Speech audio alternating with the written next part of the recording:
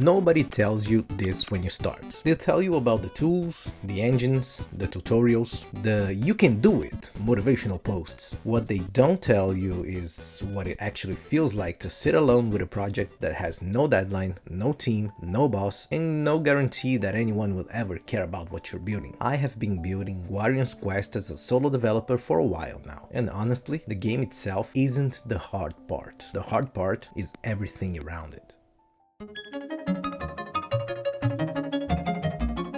When you work in a team, decisions are shared. Someone disagrees, someone pushes back, someone says, "I don't think that's right," and forces you to rethink. When you're alone, every decision is yours. And that sounds like freedom until you realize what it actually means. It means you're the one who decides if the battle system should be real-time or automatic. You're the one who decides if 24 guardians is the right number. You're the one who decides what the game looks like, how it feels, what stays and what gets cut. And you have no way of knowing if you're right or not. I've rebuilt Guardian's Quest twice.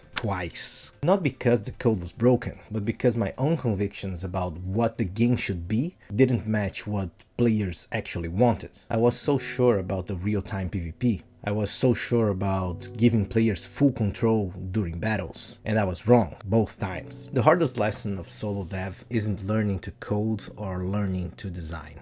It's learning that your instincts, no matter how strong, are just guesses until someone else plays your game. Every solo developer hits a wall at some point. A skill they just don't have. For some, it's music. For others, it's marketing. For me, it's art. I can design a game, I can build systems, think through mechanics, plan a roadmap, but I cannot draw. And in a game that lives and dies by its characters, that's not a small problem, that's the problem. When I showed you the Guardians 2 weeks ago, you saw the finished art. What you didn't see is how long it took to get there. Finding the right artist, explaining the vision, going back and forth on details, negotiating, waiting, and then doing it again for the next character, and the next 24 times. Art is the one part of this project where I'm completely dependent on someone else. And that dependency is the single biggest bottleneck in the entire development. I can't just sit down at midnight and fix a drawing the way I can fix a bug. I have to wait.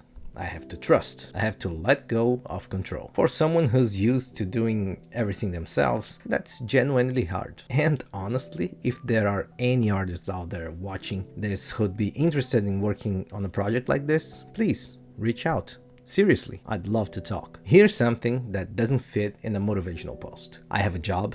A real job, bills to pay, responsibilities to manage, a life that doesn't stop just because I want to make games. Guardian's Quest gets built in the gaps, early mornings, late nights, weekends, the occasional lunch break where I'm fixing a bug instead of eating. And the deadlines, they're all made up. There's no publisher breathing down my neck, no release date I promised to investors. Every timeline exists only in my head, which means every deadline is very negotiable. And when a deadline is negotiable, it's incredibly easy to push it. Just one more week, just one more feature, just one more round of testing. Before you know it, 3 months have passed and you're still almost done with something that should have been taking 3 weeks. The discipline to ship something that isn't perfect, to draw a line and say, this is good enough for now, that's a skill, and it's one I'm still learning. And here's the part that I didn't see coming. Making a game is not just making a game. I'm sure you've heard that before, but if you want anyone to know that your game exists, you need content, videos, scripts, thumbnails, descriptions, community management, social media, a Patreon, a Discord channel, and all of that takes time, real time that could have been spent actually working on the game. This video you're watching right now, it didn't just happen. I wrote the script, I recorded the narration probably more than once, I edited the footage, picked the music, made a thumbnail, wrote the description, and next week I'll do it all over again, every week, while also building the game, while also working my actual job, while also trying to have a life outside out of this. Nobody warns you about this layer. You think you're signing up to make a game and suddenly you're also running a content channel, a community, and a one-person marketing department. But here's the thing I've realized. It's also the part that keeps the project alive, because making content forces you to reflect on what you're building. It creates rhythm, a commitment. Every week I have to show up and say, here's what happened. happened. And that accountability, even if nobody's watching yet, is what keeps the wheels turning. And then there's the other part nobody talks about, the quiet part. There are days when I open the project and I just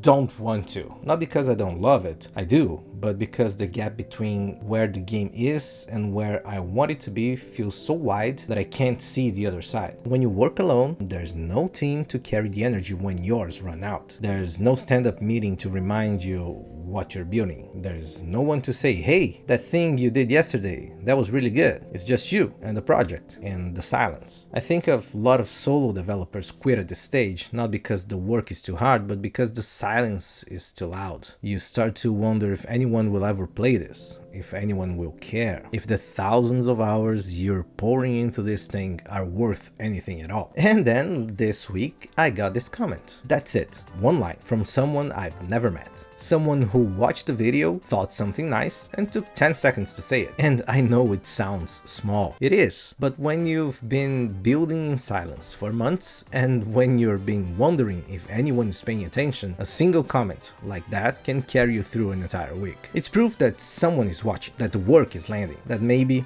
just maybe, this thing isn't just a conversation with myself. I don't have a 5 tips to stay motivated list. What I have is this: I'm still here, the project is still moving, and every time I open the game and see a Shelby or an Embark staring back at me with those ridiculous eyes, or I read a comment from a stranger who actually cares, I remember why I started. That's enough. Most days, that's enough. If any of this hit close to home, I want you to know something. You are not alone, even if it feels like it. I'm building a community of people who care about this stuff. Devs, players, creators, people who get it. The Discord is free, the Patreon has a free tier, and this channel puts out a new video every week. If you're building something too, drop a comment. Tell me what the hardest part is for you. I'd genuinely love to know. This is UNNIN Games. Let's build.